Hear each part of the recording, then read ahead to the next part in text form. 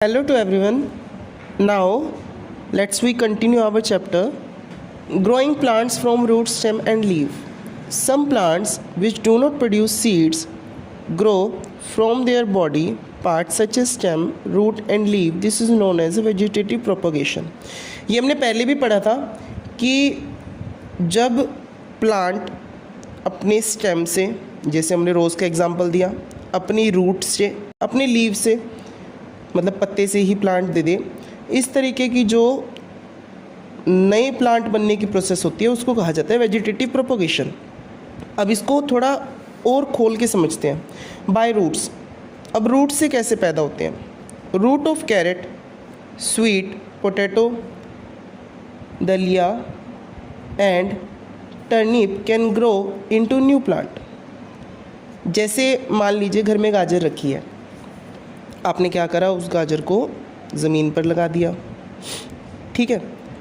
अब उस गाजर के थ्रू एक नया प्लांट भी हो सकता है, क्योंकि वो गाजर रूट का काम करेगी वहाँ पे, मतलब रूट के थ्रू प्लांट जनरेट किया जा रहा है। By stem, plant like coleus, rose, hibiscus and money plant can grow from the cutting of stem of the parent plant. अब मान लीजिए गुलाब लगाना है, हिबिस्कस जिसको हमने थोड़े टाइम पहले ही रीड करा है, इस पौधे को हमने लगाना है, तो इनके लिए हमें बीज की ज़रूरत नहीं है। हम क्या कर सकते हैं, इसकी स्टेम काटी और उस स्टेम को ज़मीन पर लगा दिया, और उसी ज़मीन पर लगाई हुई स्टेम के थ्रू ही हमें पूरा प्लांट दोबारा मिल सकता है। मतलब वो जो स्टेम लगाई है वो स्टेम हमें एक न्यू प्लांट दे देगी, हमें बीज की ज़रूरत नहीं है। Potato and ginger are underground stem, they bear tiny buds. Each bud is capable of growing into a new plant.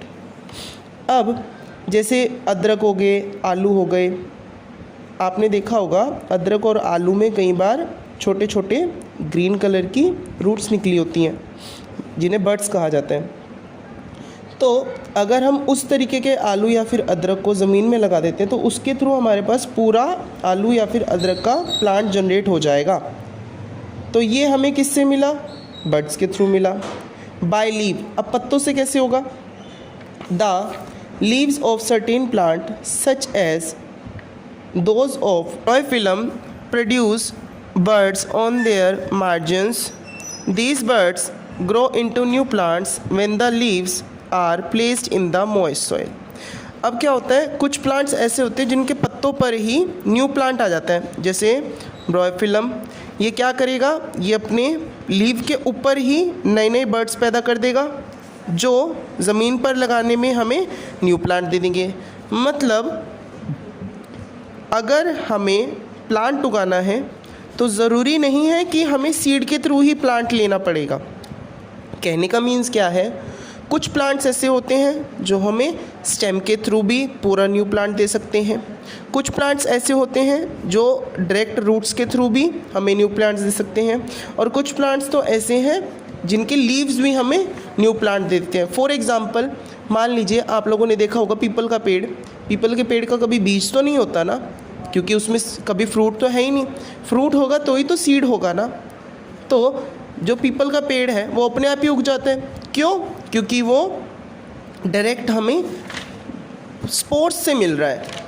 तो स्पोर्स से मिलने की वजह से ना तो उसमें कोई फ्रूट है, और जब फ्रूट ही नहीं है तो उसका बीज भी नहीं है। तो यहाँ से हम क्या समझ पा रहे हैं, यहाँ से हम वेजिटेटिव प्रोपोगेशन समझ पा रहे हैं, एक ऐसी प्रोसेस जिसमें जो न्यू प्लांट है वो छोटी छोटी किसी भी चीज़ से, स्टेम, रूट, लीफ और सीड से तो हो ही जाता है, तो इन चीज़ों से नया प्लांट प्रोड्यूस कर देता है। Thank you class.